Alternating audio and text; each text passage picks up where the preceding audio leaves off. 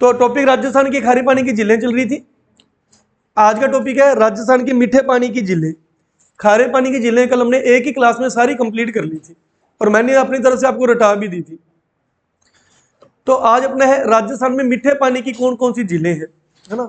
तो सबसे पहला क्वेश्चन तो यही बनता है कि निम्न में से कौन सी झील खारे पानी की है या कौन सी झील मीठे पानी की है। उसके लिए मैंने आपको खारे पानी की याद करा दी। तो जो झील खारे पानी की ट्रिक में नहीं है इसका मतलब वो किस में आएगी, मीठे पानी में आएगी। खारे पानी में 15 झीलें थी, मैंने आपको उसकी ट्रिक कराई थी। साड़ी का पल्लू कुत्ता फाड़े रे, छोरे की पीठ पर रेशा, नवा बाप। इसके अंदर 15 झीलें आती हैं, 15 की 15 खारे की है। इसके अलावा आप कोई भी नाम लोगे, पुष्कर, जैसमंद, रासमंद, फतेहपुर, कोलायत, नक्की झील, आप कोई भी नाम लोगे, ये खारे पानी में नहीं थी, इसका मतलब ये सारी झीलें किसमें है, मीठे पानी में। तो पहला क्वेश्चन तो आपका यही क्लियर हो गया कि निम्न में से कौन सी खारी है या निम्न में से कौन सी मीठे पानी की। अब मीठे पानी की एक एक करके हम झीलें पढ़ते हैं। सबसे पहले चलते हैं अपने अजमेर। सबसे पहले चलते हैं अजमेर। अजमेर में झील है पुष्कर झील। अजमेर की पुष्कर झील के बारे में पढ़ते हैं कि इसकी क्या क्या विशेषता है। देखिए, तो पुष्कर झील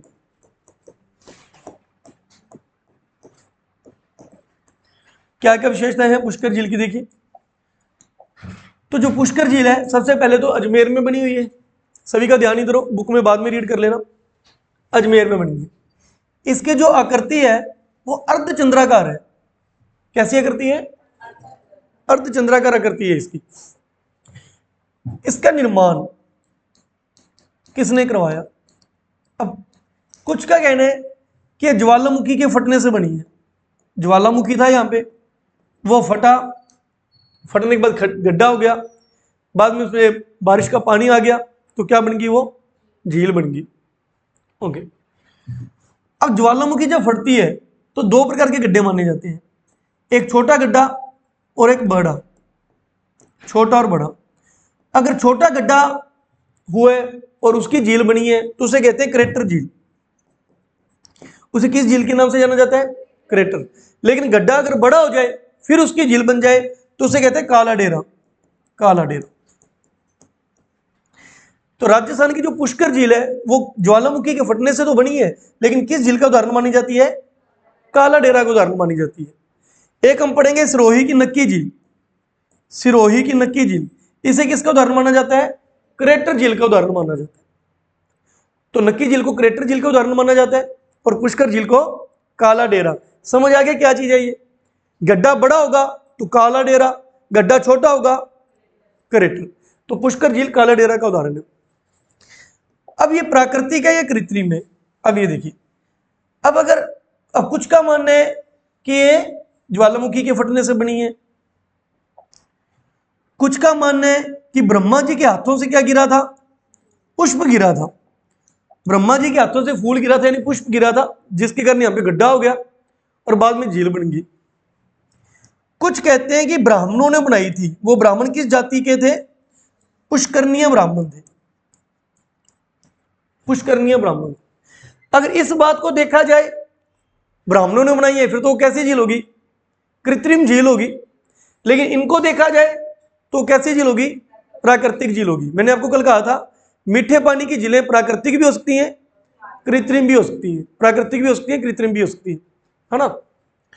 तो वैसे इसको क्या मानना गया है, फाइनली इसको मानना गया है प्राकृतिक झील। फाइनली इसको प्राकृतिक झील का उदाहरण दिया गया। और प्राकृतिक झीलों में ये मीठे पानी की सबसे बड़ी झील है। कल कराया था ना आपको, राजस्थान की खारे पानी की सबसे बड़ी झील सांबर झील। खारे पानी में एक ही क्वेश्चन बनता है, प्राकृतिक कृत्रिम नहीं पूछते क्योंकि वो प्राकृतिक ही होती है। लेकिन मीठे पानी में दो क्वेश्चन बनते हैं, प्राकृतिक कृत्रिम। तो ये मीठे पानी की प्राकृतिक सबसे बड़ी झील है। कृत्रिम पूछेंगे तो अपने पढ़ेंगे जैसमुंद झील। ओके। तो राजस्थान की मीठे पानी की सबसे बड़ी प्राकृतिक झील कौन सी है, पुष्कर झील है। सबसे पहले हम इसके निर्माण की बात करते हैं। तो कुछ कहते हैं कि ज्वालामुखी के फटने से इसका निर्माण हुआ, कुछ कहते हैं ब्रह्मा जी के हाथों से फूल गिरा, पुष्प गिरा, जिस कारण ये झील बनी, इसलिए इसका नाम क्या पड़ गया, पुष्कर पड़ गया, पुष्प से पुष्कर पड़ गया। कुछ कहते हैं कि जो ब्राह्मण थे, पुष्करणीय ब्राह्मण, उन्होंने इस झील का निर्माण कराया है। तो पुष्करणीय ब्राह्मणों ने कराया है, इसलिए झील का नाम क्या पड़ गया? पुष्कर पड़ गया। निर्माण समझ आ गया। नेक्स्ट पढ़ते हैं इसके उपनाम। इसे किस किस नामों से जाना जाता है? उपनाम। इसे तीर्थराज, आदि तीर्थ, आदि तीर्थ, तीर्थराज, आदि तीर्थ, पंचम तीर्थ, कोंकण तीर्थ, तीर्थों का मामा, इन नामों से जाना जाता है। सभी में तीर्थ तीर्थ लगेगा। तीर्थराज, आदि तीर्थ, कोंकण तीर्थ, ठीक है, पंचम तीर्थ, कोंकण तीर्थ, तीर्थों का मामा, तीर्थों का मामा। उसके अलावा इस झील के किनारे 52 घाट है। इस झील के किनारे क्या है? इसलिए इसको कहते हैं 52 घाट होने की वजह से इसलिए कहते हैं 52 घाटा नगरी या 52 घाटा झील या घाटों की नगरी। 52 घाटा झील या घाटों की नगरी या घाटों की झील, ये कहा जाता है। इसके किनारे लगभग 400 मंदिर बने हुए हैं। इस झील के किनारे कितने मंदिर माने गए हैं? 400 मंदिर माने गए हैं। इसलिए इसको कहते हैं मंदिरों की नगरी, मंदिरों की नगरी। ये भी इसके उपनाम है। तो ये उसके उपनाम हो गए। तीर्थराज, आदि तीर्थ, कोंकण तीर्थ, पंचम तीर्थ, तीर्थों का मामा, घाटों की नगरी और मंदिरों की नगरी। ठीक है। अब घाटों की बात चली तो घाटों से बात करें। घाट, यहां पे जो घाट है, पुष्कर में काफी कुछ है बताने के लिए, सिस्टम से इसको सुनते रहिएगा, याद हो जाएगा। अब घाटों को पकड़ लो। यहां पे जो घाट है, कहा जाता है कि इसका निर्माण मंडोर के राजा परिहार राव इसने कराया था। ये जो 52 घाट है, यहां पे इन घाटों का निर्माण किसने कराया था? मंडोर का राजा परिहार राव, मंडोर नरेश परिहार राव, इसने इसका निर्माण कराया। अब इन 52 घाटों में सबसे पवित्र घाट कौन सा है? गो घाट। सबसे पवित्र घाट का नाम क्या है? गो घाट। एक बार 1911 में यहां पे मैडम मैरी आई। मैडम मैरी, ब्रिटेन से मैडम मैरी आई। उसने देखा कि जिस घाट पे औरतें नहा रही हैं उसी घाट पे आदमी भी नहा रहे हैं। तो कहती है तो बहुत गलत काम हो रहा है यहाँ पे। तो उसने कहा कि अब इस घाट पर, एक घाट की ओर इशारा करते हुए कहा, इस घाट पर आज के बाद सिर्फ और सिर्फ लेडीज ही नहाएंगी, पुरुषों का यहाँ पर प्रतिबंध रहेगा, वो यहाँ पे नहीं आएंगे। तो इस कारण वहां पर एक घाट का नाम क्या पड़ गया जहां पे सिर्फ लेडीज नहाएंगी? जनाना घाट या महिला घाट। आई बात समझ? 1948 में जब महात्मा गांधी एक्सपायर हुए तो महात्मा गांधी की अस्थियां इसी घाट में विसर्जित कर दी गई। 1948 में जब महात्मा गांधी एक्सपायर हुए तो उनकी अस्थियां इसी घाट में विसर्जित की गई। फिर उसके बाद इस घाट का नाम पड़ गया गांधी घाट। ये घाट से संबंधित बातें याद रखना। ये सब पुष्कर झील भी है। अगर आप इसको सिस्टम से याद करोगे तो चीजें याद रहेंगी। बुक में देखते हैं एक बात घाट की लिखी है, फिर दूसरी मंदिर की आ गई, तीसरी घाट की आ गई, चौथी उपनाम की आ गई, पांचवी किस चीज की आ गई। अब घाट पकड़े तो घाट से संबंधित ही बातें बोलो। हमने क्या कहा? इसका एक नाम है घाटों की नगरी। क्यों? क्योंकि यहाँ पे 52 घाट है। फिर हमने कहा कि 52 घाट बनाए किसने है? मंडोर का राजा परिहार राव ने। फिर हमने कहा कि इनमें पवित्र घाट कौन सा है? गो घाट है। फिर हमने पढ़ा कि इनमें एक घाट का नाम क्या है? महिला या जनाना घाट है। उसका नाम महिला या जनाना घाट क्यों है? क्योंकि वहां पे मैडम मैरी ने कहा था यहाँ पे सिर्फ लेडीज नहाया करेंगी। फिर उसी घाट के अंदर महात्मा गांधी की अस्थियां विसर्जित कर दी गई, तो इसका नाम क्या रख दिया गया? गांधी घाट। क्लियर है? अब इसका एक नाम और क्या है? मंदिरों की नगरी। अब मंदिरों को पकड़ लेते हैं। इसका एक नाम है मंदिरों की नगरी क्योंकि यहाँ पे 400 से अधिक मंदिर है। मंदिरों को पॉइंट पकड़ोगे तो यहाँ पे बनेगा कि यहाँ पे एक तो पवित्र ब्रह्मा जी का मंदिर, सबसे फेमस ब्रह्मा जी का मंदिर, इनकी पत्नी सावित्री का मंदिर, सावित्री माता का मंदिर, एक यहाँ पे वराहा मंदिर, वराहा मंदिर, ये 2-3 मंदिर याद कर लेंगे। ब्रह्मा जी का मंदिर, सावित्री माता का मंदिर, वराह मंदिर। ब्रह्मा जी का मंदिर की खास बात है, ये भारत का एकमात्र ब्रह्मा जी का मंदिर है। ये कहानी निकल कर आती है कि एक बार ब्रह्मा जी को किसी ने विशाप दिया था कि तेरी पूजा कोई भी नहीं करेगा, तो इसलिए पूरे भारत, आप कहीं भी जाओ देखो, कभी ब्रह्मा जी का मंदिर देखा आपने? तो पूरे भारत में ब्रह्मा जी का एक ही मंदिर है, वो कहां पर है? पुष्कर झील के किनारे। हालांकि ब्रह्मा जी के भारत में 2-3 मंदिर और भी हैं, लेकिन फिर भी पूछा जाए कि एकमात्र मंदिर कौन सा है, कहां पर है, तो आपके आंसर लगा क्या होगे? पुष्कर हिल लगा कर आओगे। आई बात समझ? तो मंदिरों से संबंधित बात होगी। नेक्स्ट, कुछ धार्मिक बातें, धार्मिक चीजों से कैसे रिलेटिव है ये? पुष्कर झील में धार्मिक ऐतिहासिक बातें, सबसे पहले चलते हैं रामायण में। रामायण कहते हैं भगवान राम ने अपने पिता दशरथ का पिंडदान यही किया था। भगवान राम ने अपने पिता दशरथ का पिंडदान यही किया था। महाभारत वेद व्यास ने लिखी थी, तो कहते हैं महाभारत में की रचना वेद व्यास ने इसी झील के किनारे बैठ के की थी। वेद व्यास जी ने महाभारत की रचना इसी झील के किनारे बैठकर की थी। महाभारत में कहते हैं कौरव पांडव, कौरव और पांडवों का अंतिम मिलन, कौरव और पांडवों का अंतिम मिलन इसी झील के किनारे हुआ था। कौरवों और पांडवों का अंतिम मिलन इसी झील के किनारे हुआ था। कालिदास ने एक बुक लिखी थी, अभिज्ञान शाकुंतलम।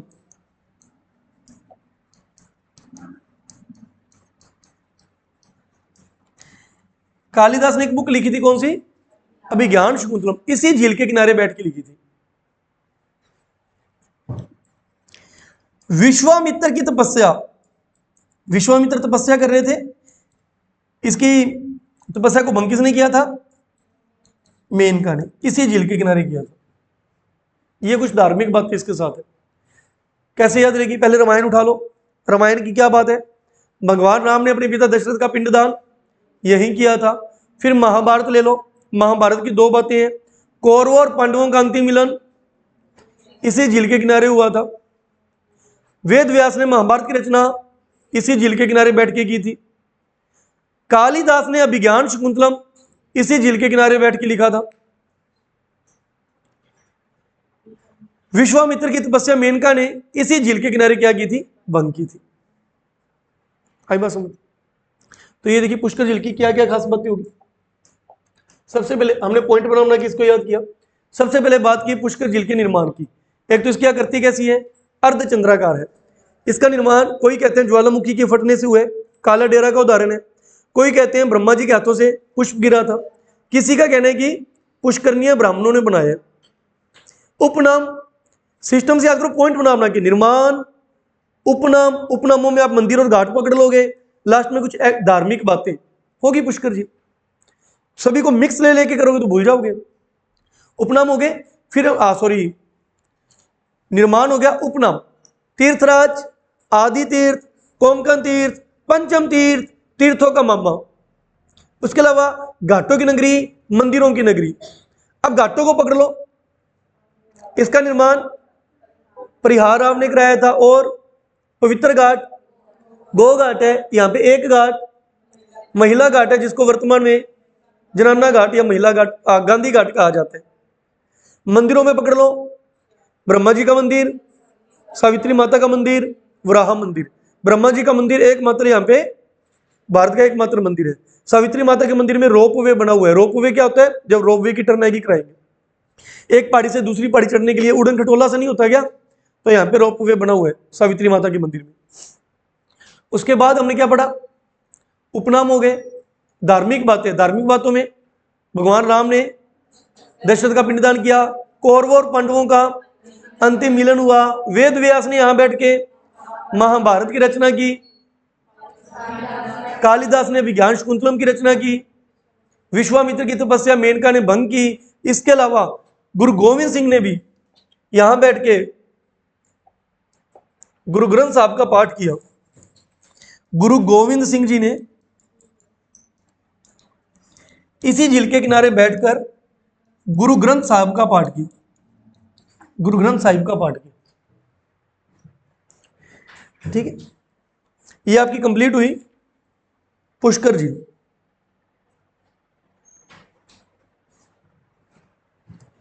ये कंप्लीट हुई पुष्कर झील। ठीक है, उसके अलावा बाबा भरतहरि का आश्रम भी बना हुआ है यहाँ पे, बाबा भरतहरि का आश्रम,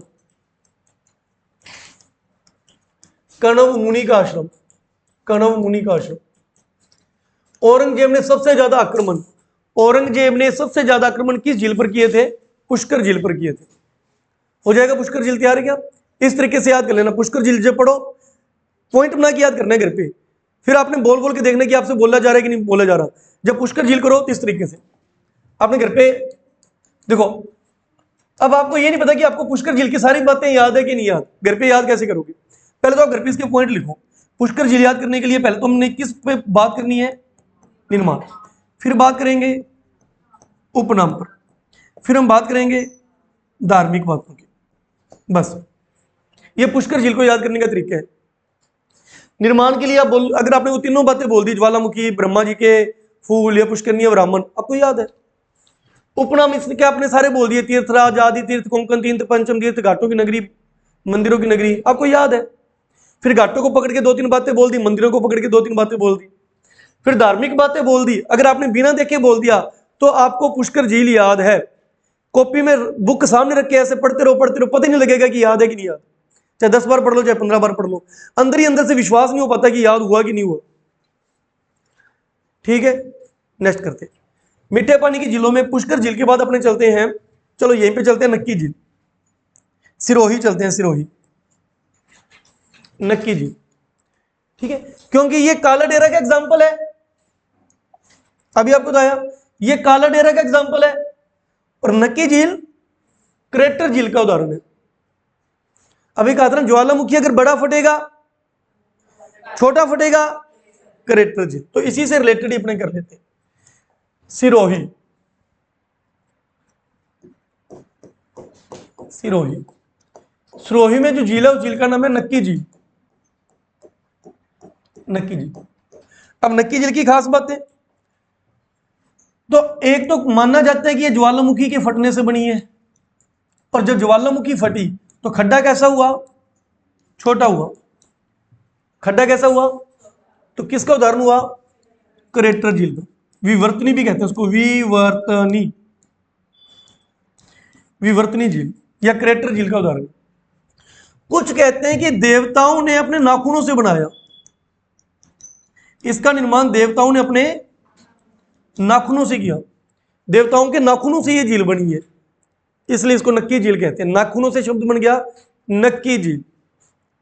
क्लियर है? निर्माण हो गया ज्वालामुखी के फटने से या देवताओं के नाखूनों से।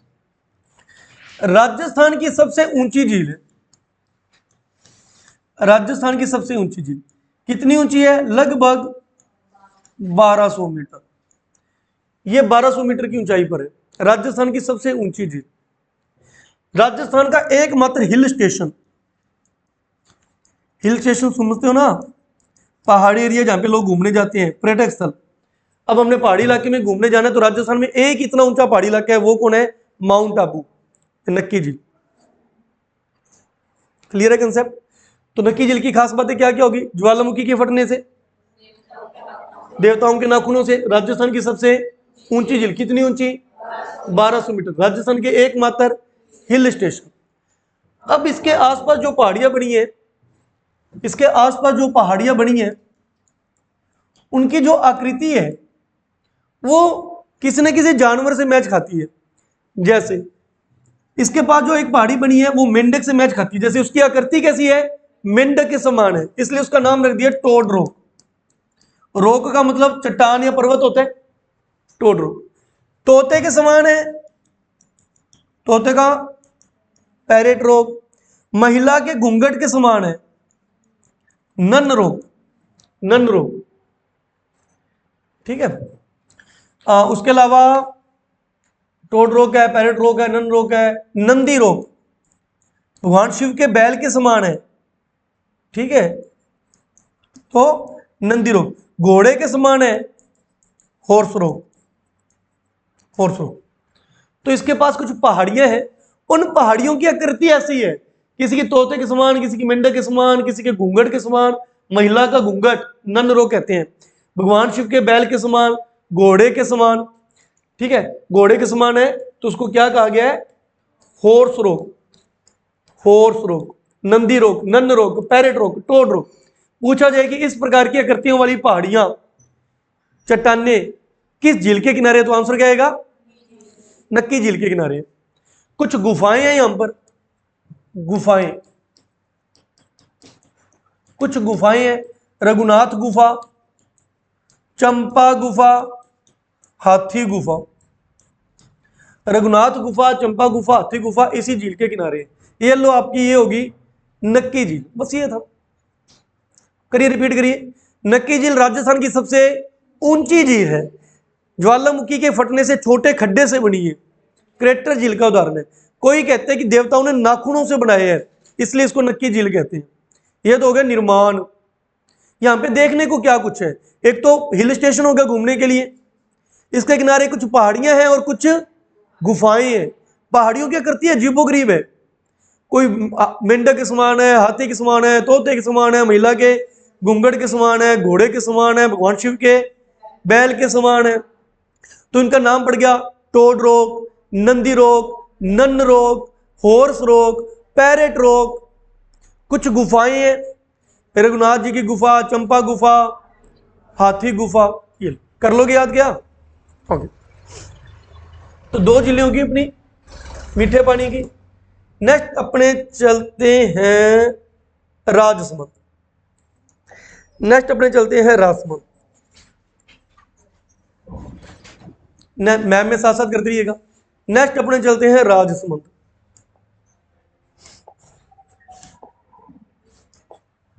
राजसमंद,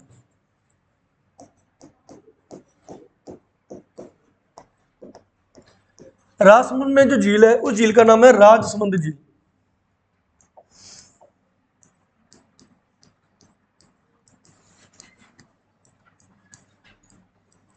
राजसमंद में जो झील है उस झील का नाम ही क्या है, राजसमंद झील। अब इसकी क्या क्या खास बातें हैं? इसकी ये खास बात है कि ये राजस्थान की एकमात्र ऐसी झील है, राजसमंद झील एकमात्र ऐसी झील है कि हमारी सरकार ने इस झील के नाम से पूरे जिले का नाम ही रख दिया। झील का नाम क्या है? तो जब जिले बनाए जा रहे थे, जब राजस्थान में जिले बनाए जा रहे थे, तो सरकार ने सोचा कि इस जिले का नाम क्या रखें, तो झील के नाम से जिले का नाम रख दिया। और देख लो, और कोई ऐसी नहीं है जहां पे जिले के नाम से झील का। अब यहाँ पे पुष्कर झील है, जिले का नाम पुष्कर है क्या? जिले का नाम तो क्या है, अजमेर। नक्की झील है, लेकिन जिले का नाम क्या है, सिरोही। तो राजस्थान की एकमात्र ऐसी झील, एकमात्र ऐसी झील, एकमात्र ऐसी झील जिसका नाम, जिसके नाम पर, इसके नाम पर, किसका नाम पड़ गया, पूरे जिले का नाम पड़ गया। क्लियर है? अब इसकी क्या क्या खास बात है? इस झील का निर्माण जब मेवाड़ के राजा राज सिंह हुआ करते थे, मेवाड़ के राजा राज सिंह, तब इस झील का निर्माण कराया गया था, अकाल राहत के कार्यों से बचने के, अकाल कार्य में राहत देने के लिए। अकाल समझते हो ना, जब खाने पीने की कमी हो जाए, तब इस झील का निर्माण किया गया था, लगभग 1662 में। 1662 से 76 में ये झील बनी थी। हिस्ट्री में पढ़ोगे आप, मेवाड़ के महाराजा राज सिंह, मेवाड़ के महाराजा राज सिंह ने इस झील का निर्माण कराया था। ठीक है। अब जब इस झील का निर्माण किया जा रहा था तो दिक्कत क्या आ रही थी कि मजदूर लोग जब झील को बनाते थे, थोड़ी देर बाद इसकी दीवारें टूट जाती थी, बनाते वो दीवारें गिर जाती। फिर किसी से पूछा गया कि क्या करें अब इसका, तो उन्होंने बताया कि आप इसकी नींव ना खुद मत रखो, इसकी नींव एक ऐसी औरत से रखाओ। उसकी कुछ उन्होंने कोई हिंट दी कि उसके बाएं कान के नीचे तिल होना चाहिए और वो बिना पति के सती होने को तैयार हो। पहले औरतें क्या हुआ करती थी, सती कब होती थी, जब उनके पति एक्सपायर हो जाते थे। लेकिन ऐसी औरत हो जो अपने बिना पति के क्या होने को तैयार हो जाए, सती होने को तैयार हो जाए। आई बात समझ? उस कान के नीचे तिल वगैरह हो ऐसा। फिर वो औरत ढूंढी गई तो वो औरत मिली मालवा में। मालवा, इस जो नीचे वर्तमान में अपने मध्य प्रदेश बोलते हैं, पहले से क्या बोलते थे इस एरिया को, मालवा। यहां से वो औरत ढूंढी गई, उस औरत का नाम था गेवर बाई। क्या नाम था? गेवर बाई। तो इसके हाथों से क्या कराया गया? इस झील का नींव रखवाई गई, इस झील की नींव रखाई गई। तो इसकी नींव किसने रखी है? मालवा की गेवर बाई ने, मालवा की गेवर बाई ने इसकी नींव रखी। फिर जब ये झील बन गई तो इस झील के किनारे इसका क्या बना दिया गया? मंदिर बना दिया गया। तो गेवर माता का मंदिर कहां पर है? राजसमंद झील के किनारे बना हुआ है। इतनी बात समझ आई? और इस झील के लिए, इस झील पर एक बहुत बड़ी प्रशस्ति लगी हुई है। प्रशस्ति क्या होता है? प्रशस्ति वो होता है जिस पर राजाओं महाराजों का इतिहास लिखा होता था। आजकल आप इतिहास कहां पढ़ते हो? किताबों से पढ़ते हो। पुराने जमाने में किताबें थोड़ी हुआ करती थी। तो राजा महाराजा अपना इतिहास कहां पे लिखा के जाते थे? अपने दीवारों पे लिखा देते थे, पत्थरों पर लिखा देते थे, पत्तों पर लिखा दिया जाता था। उन्हीं के स्रोत पर हमने ये इतिहास लिख दिया किताबों के अंदर, वहीं से देख देख के। जैसे कर्नल जॉन स्टोन ने हमारा इतिहास लिखा है, राजस्थान का इतिहास, ये उसने ये इतिहास ढूंढा कहां से? यहीं से ढूंढा ना। कुछ पत्थरों से उठाया, कुछ दीवारों से उठाया, कुछ पत्तों से उठाया, वहां से देख देख के इतिहास उठाया। तो राज सिंह ने भी क्या किया? अपना इतिहास लिखवाया था। और जहां पे इसने अपना इतिहास लिखवाया उसको क्या बोलते हैं? प्रशस्ति। क्या बोलते हैं? और किस राजा ने लिखवाया था? इसलिए इस प्रशस्ति के नाम क्या पड़ गया? राज प्रशस्ति। और ये राज प्रशस्ति इतनी बड़ी प्रशस्ति है, इसे विश्व की सबसे बड़ी प्रशस्ति कहा जाता है। विश्व की सबसे बड़ी प्रशस्ति कौन सी है? राज प्रशस्ति। विश्व की सबसे बड़ी प्रशस्ति राज प्रशस्ति। इसमें किसका इतिहास है? मेवाड़ के राजाओं का इतिहास है। मेवाड़ के राजा हुए थे बप्पा रावल। हिस्ट्री में आप पढ़ोगे, बप्पा रावल से लेकर महाराणा राज सिंह तक का इतिहास है। बप्पा रावल से लेकर मेवाड़ के राजा राज सिंह तक का इतिहास है इसके अंदर। यह इतिहास कितने पत्थरों पर लिखाया गया है? 25 पत्थरों पर। पत्थरों को कहते हैं शिला। पत्थर को क्या बोलते हैं? और इस पे लिखा हुआ है तो क्या हो गया? लेख, शिला लेख। 25 बड़े बड़े पत्थरों पर यह इतिहास लिखा हुआ है, जिसे प्रशस्ति बोलते हैं हमने। कौन सी भाषा में लिखा है? संस्कृत भाषा में। इसमें कितने श्लोक हैं? 1917 श्लोक है। कितने श्लोक लिखे हुए हैं? 1917। किस बंदे ने लिखे हैं? रणछोड़ भट्ट ने। रणछोड़ भट्ट ने। तो रासमंद में, रासमंद झील पर रणछोड़ भट्ट के द्वारा राज प्रशस्ति लिखी गई। 25 शिलालेख, 1917 श्लोक, संस्कृत भाषा। विश्व की सबसे बड़ी प्रशस्ति है ये राज प्रशस्ति। इस पर बप्पा रावल से लेकर महाराणा राज सिंह तक का इतिहास लिखा हुआ। इतना समझ आया? अब ये जो झील है, इस झील के ऊपर 9 पौड़ियां बनी हुई है। अंदर जाने के लिए क्या बनी है? 9 पौड़ियां बनी हुई है। इसलिए इसको कहते हैं 9 चौकी की पाल। इसे क्या कहा जाता है? 9 चौकी की पाल। 9 चौकी की पाल। कि 9 चौकी की पाल किस झील के किनारे बनी है? रासमंद झील के किनारे बनी हुई है। इसके किनारे घेवर माता का मंदिर बना है। इसके किनारे वल्लभ संप्रदाय में भगवान कृष्ण का मंदिर भी बना है। वल्लभ संप्रदाय के भगवान कृष्ण का मंदिर। ये लो, रासमंद झील कंप्लीट हुई। वापिस रिपीट कराता हूं, सुनिए। देखिए, एक ही जगह पे सारी बातें बोल दी। ये है रासमंद। रासमंद झील का निर्माण किसने कराया? महाराणा राज सिंह ने। महाराणा राज सिंह ने। इसकी नींव किससे लिखवाई? गेवर भाई से इसकी नींव लिखवाई। अब ये जो रासमंद झील है, इस रासमंद झील के किनारे क्या बनी हुई है? 9 चौकी की पाल बनी है। इसके ऊपर क्या लगी हुई है? एक प्रशस्ति लगी है, जिसे क्या कहते हैं? राज प्रशस्ति। ये विश्व की सबसे बड़ी प्रशस्ति मानी गई है। इस पे बप्पा रावल से लेकर राज सिंह तक का इतिहास लिखा हुआ है। कौन सी भाषा में लिखा है? कितने पत्थरों पर? 25। भाषा कौन सी है? लिखा किसने है? रणछोड़ भट्ट ने लिखा। हो गया। एक तो घेवर माता का मंदिर है, एक वल्लभ संप्रदाय में भगवान कृष्ण का मंदिर है। हो जाएगा? ओके। नेक्स्ट कौन सी करें? रासमंद के बाद अपने चलते हैं जैसमंद। अरे समझ आ रहा है? करवा दूं? रासमंद के बाद अपने कहाँ चलते हैं? कितनी झीलें होगी अभी तक? एक अजमेर की, सिरोही की, रासमंद, 3 होगी। चौथी चलते हैं सलूम्बर। पहले ये पूरा उदयपुर जिला था, लेकिन अब नए जिले बनने के कारण सलूम्बर को एक नया जिला बना दिया गया। सलूम्बर को एक नया जिला बना दिया गया। सलूम्बर में कौन सी झील है?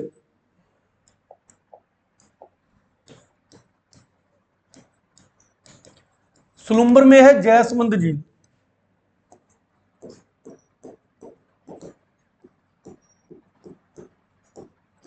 सलूम्बर में कौन सी झील है? जैसमंद झील। राजसमंद झील राजसमंद में है, लेकिन जैसमंद झील सलूम्बर में। ये दोनों बाप बेटा थे, महाराणा राज सिंह और इसका बेटा जय सिंह। ये फादर है, ये पुत्र है, बेटा है। राज सिंह ने कौन सी झील बनवाई? राजसमंद। जय सिंह ने कौन सी बनवाई? जैसमंद। तो ये महाराजा जय सिंह ने बनवाई है, महाराजा जय सिंह ने, राज सिंह के बेटे ने। इसकी खास बात, राजस्थान की सबसे बड़ी कृत्रिम मीठे पानी की झील। राजस्थान की सबसे बड़ी कृत्रिम मीठे पानी की झील। बार बार हटा रहा हूं आपको, मीठे पानी की झील से जब भी क्वेश्चन आएगा 2 प्रकार का आएगा, खारे पानी से एक आएगा। तो कितनी झीलें याद करनी है? 3, अगर ऐसा कोई क्वेश्चन आता है तो। वापिस सुनता हूं आपसे, राजस्थान की सबसे बड़ी खारे पानी की झील सांबर झील। राजस्थान की सबसे बड़ी मीठे पानी की प्राकृतिक झील पुष्कर झील, पै से प्राकृतिक, पै से पुष्कर। राजस्थान की सबसे बड़ी मीठे पानी की कृत्रिम झील जैसमंद झील, सलूम्बर में। ठीक है, तो ये सबसे बड़ी झील है मीठे पानी की, क्षेत्रफल में बहुत बड़ी, महाराणा राज सिंह ने बनवाई थी। ये तो हो गया निर्माण। अब खास बातें सुनो भी। ये जो जैसमंद झील है, इसके ऊपर 7 टापू बने हुए हैं। 1 2 3 4 5 6 7, 7 टापू है। ठीक, इन 7 टापू में 3 टापू याद रखने हैं। एक तो जो सबसे बड़ा टापू है, मान लो ये सबसे बड़ा है, एक जो सबसे छोटा है, इनमें से एक छोटा कर देते हैं। टापू समझते हो, जहां पे लोग रहते हैं, पानी के बीच बने होते हैं। तो यहां पर टोटल कितने टापू हैं? झील के अंदर बने हुए हैं 7 टापू। इनमें आपने कितने याद करने हैं? एक तो सबसे बड़ा, ये है सबसे बड़ा। सबसे बड़े का नाम है बाबा का बागड़ा।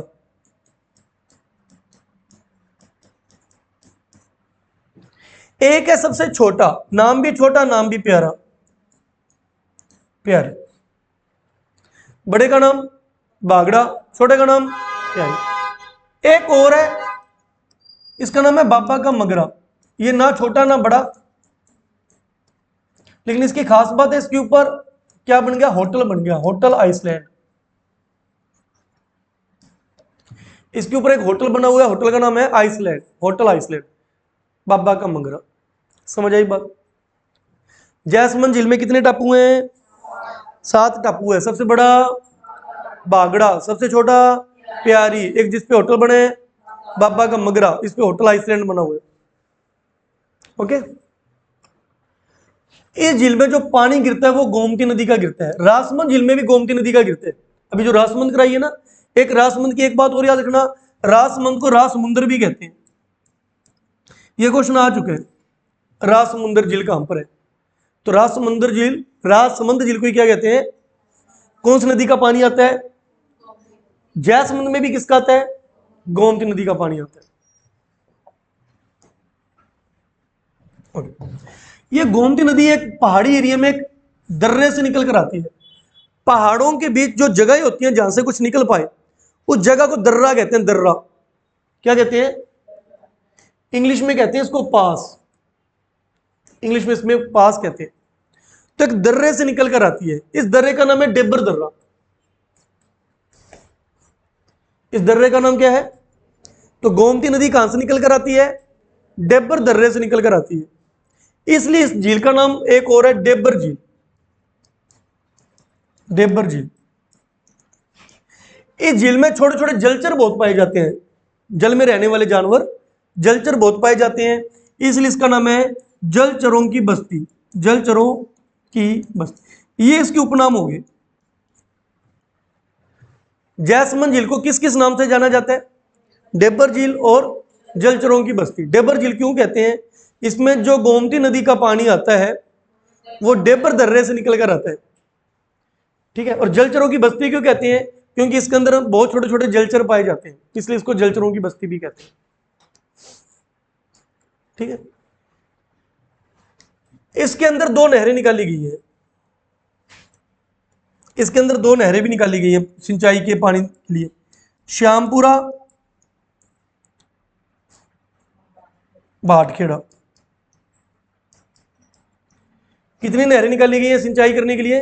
दो, श्यामपुरा और भाटखेड़ा। भाटखेड़ा इसके अंदर टोटल 3 नदियां पानी देती है। वैसे तो बड़ी नदी तो कौन देती है पानी? गोमती। एक इसके अंदर केलवा नदी भी पानी देती है, केलवा। और एक और है जामर है क्या? देख,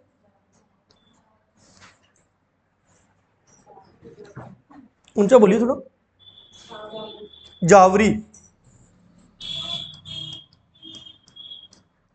इसको ऐसे याद किया था, गौ माता केले को झाड़ती है, गौ माता केले को झाड़ देती है, ठीक है। गोमती, केलवा, जावरी, ये 3 तो इसमें क्या जा रही हैं? नदियां जो इसको पानी दे रही हैं। और 2 यहां से क्या निकाली गई हैं? नहरें, जो आसपास के इलाके में सिंचाई करने के काम आती हैं, श्यामपुरिया और भाटखेड़ा, ठीक है। एक इसके पूर्व दिशा में एक पठार है, बहुत इंपॉर्टेंट है आपके लिए, कई बार पूछा गया है, लसाड़िया का पठार। लसाड़िया का पठार, लसाड़िया का पठार किस झील के किनारे बना हुआ है? जैसमंद झील के किनारे। और एक अवलोकन स्तंभ जिसके ऊपर चढ़कर आप कुछ देख सको। पहले राजा महाराजा लोग शिकार करते थे ना, तो रानियों ने जैसे शिकार करते हुए देखना राजाओं को, तो इसके ऊपर खड़ी होकर देख लेती थी। इसको बोलते हैं अवलोकन स्तंभ। अवलोकन का मतलब देखना, अवलोकन करना। और इसको क्या बोलेंगे? अपने स्तंभ यानी खंबा। जैसमंद झील कंप्लीट हुई। इस पर कौन सी जनजाति ज्यादा रहती है इन टापुओं पर? भील और मीना। इन टापुओं पर कौन सी जनजाति ज्यादा रहती है? लेकिन जो नक्की झील पड़ी थी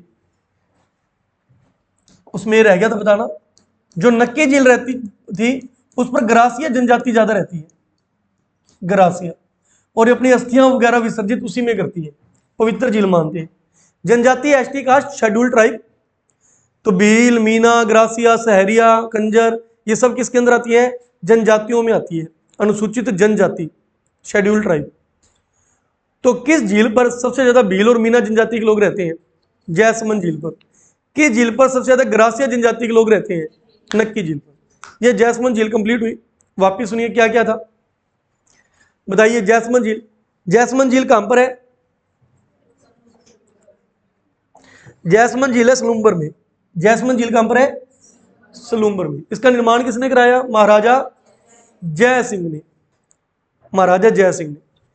इस झील में किस बड़ी नदी का पानी आता है? गोमती नदी का। किस दर्रे से निकलकर? डेबर दर्रे से निकलकर, इसलिए इसको डेबर झील भी कहते हैं। इसमें छोटे छोटे जलचर बहुत पाए जाते हैं, इसलिए इसको जलचरों की बस्ती भी कहते हैं। इसके अंदर 2 नदियां और पानी घेर रही हैं, कौन सी? केलवा और जावरी, केलवा और जावरी। और 2 नहरें हैं, श्यामपुरा और भाटखेड़ा। टापू कितने हैं? सबसे बड़ा, सबसे छोटा, जिस पर होटल बने बाबा का मगरब। एक अवलोकन स्तंभ बना हुआ है साइड में, और एक लसाड़िया का पठार बना। हो जाएगा क्या? कितनी झीलें पढ़ ली? 4। एक आधी और करा दें क्या? याद कर लोगे? क्योंकि मीठे पानी की झीलें हैं काफी, है ना। एक और कर लेते हैं, लास्ट एक पढ़ लेते हैं, बीकानेर। बीकानेर, बीकानेर में कौन सी झील है? कोलायत झील। बीकानेर में कौन सी झील है? कोलायत झील।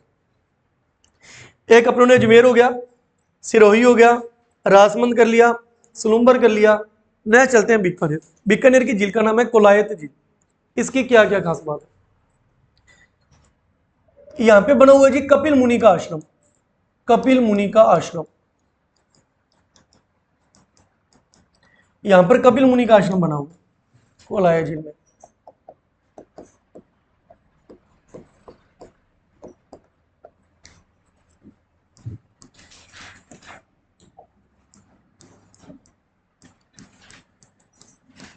कपिल मुनि का आश्रम।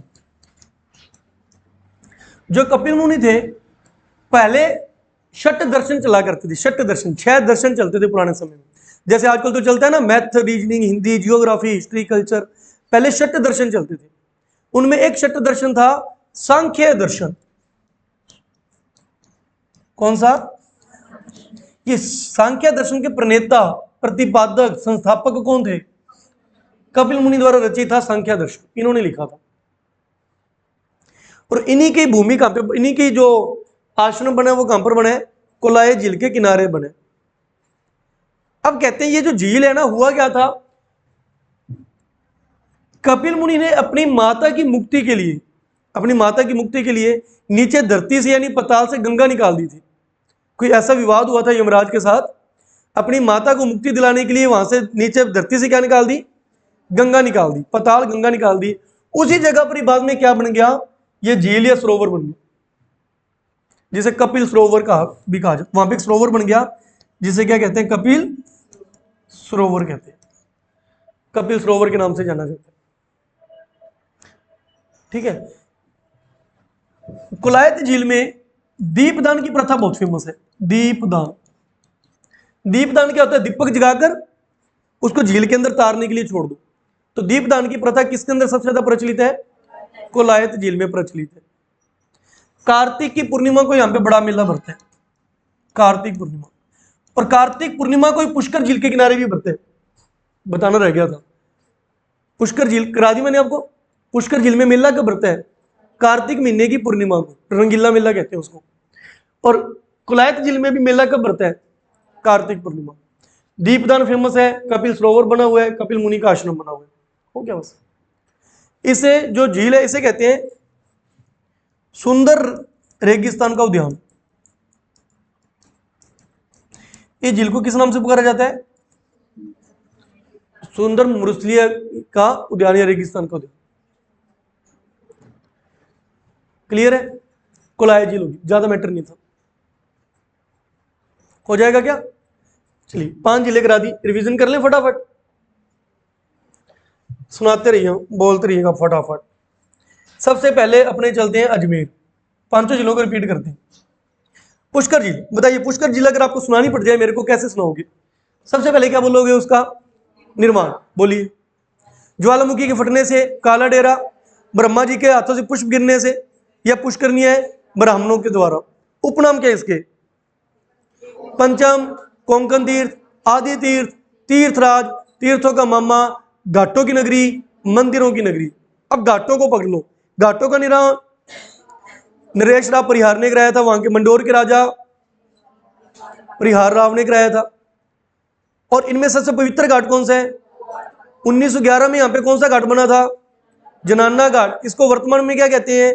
गांधी घाट। अब घाट छोड़ दो, मंदिरों पर आ जाओ। इसे मंदिरों की नगरी भी कहते हैं ना। मंदिर यहाँ पे ब्रह्मा जी का, सावित्री माता का, वराहा मंदिर। वैसे 400 मंदिर है, इंपॉर्टेंट की बात हो रही है। इसके अलावा बाबा भरतरी का मंदिर भी है, कनम मुनि का मंदिर भी है, आश्रम भी है। वैसे हो गया, मंदिरों की बात होगी। इसके बाद धार्मिक बातें क्या क्या है? भगवान राम ने दशरथ का पिंडदान किया था। कौरवों पांडवों का अंतिम मिलन यही हुआ था। वेद व्यास की रचना, महाभारत ने वेद व्यास की रचना यही की थी। विश्वामित्र की तपस्या मेनका ने यही भंग की थी। गुरु गोविंद सिंह जी ने गुरु ग्रंथ साहब का पाठ इसी किनारे किया था। कालिदास ने विज्ञान शकुंतलम इसी किनारे लिखा था बैठ के। कार्तिक पूर्णिमा को मेला लगता है यहाँ। हो गया? हो गया, सारा सुना दिया आपने। पुष्कर के बाद क्या किया आपने? नक्की कर लेते, नक्की झील। देवताओं ने नाखूनों से बनाया या ज्वालामुखी के फटने से छोटा खड्डा बन गया? क्रेटर झील का उदाहरण है। इसके किनारे पहाड़ियां कौन कौन सी है? Toad, nun, parrot, horse, Nandi. ठीक है। गुफाएं रघुनाथ, चंपा, हाथी गुफाएं। एकमात्र हिल स्टेशन है, 1200 मीटर की ऊंचाई पर है, सबसे ज्यादा ऊंचाई पर झील है। हो गया। नेक्स्ट रास समुद्र, इसे रास समुद्र भी कहते हैं। गेवर नींव किसने रखी थी? गेवर बाई ने। तो गेवर माता का मंदिर बने, बाकी वल्लभ संप्रदाय में भगवान कृष्ण का मंदिर भी यहाँ पे बना हुआ है।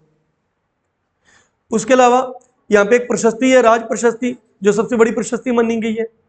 25 शिलालेख, 1917 श्लोक, संस्कृत भाषा, रणछोड़ भट्ट ने लिखी थी। बप्पा रावल से लेकर राजा हरा सिंह तक का इतिहास है इसमें। और 9 चौकी की पाल बोलते हैं। और हो गया। सलूम्बर, जैसमंद झील, इसे जलचरों की बस्ती भी बोलते हैं और इसे डेबर झील भी बोलते हैं। इसमें श्यामपुरा और बाटखड़ा 2 नहरें निकाली गई हैं। गोमती, केलवा, जावर 3 नदियां इसके अंदर आती हैं। गोमती डेबर दर्रे से निकलती है, इसलिए इसको डेबर झील कहते हैं। 7 टापू है, सबसे बड़ा बागड़ा, छोटा प्यारी, होटल बना आइसलैंड, बाबा का मगरा भी होटल बने। इसके पूर्व दिशा में क्या बने? लसाड़िया के पठार। इसमें कौन सी जनजाति ज्यादा रहती है? भील और मीना। ग्रासिया यहां रहती है, नक्की झील में। हो गया। बीकानेर कोलाया झील, इसके किनारे कपिल मुनि का आश्रम है। सांख्या दर्शन के प्रणेता थे। पाताल गंगा निकाली थी, कपिल सरोवर बोला जाता है उसको। दीपदान की है यहाँ पर। रेगिस्तान का सुंदर उद्यान कहते हैं। कार्तिक पूर्णिमा को मेला भरता है। बस कर लोगे ऐसे याद।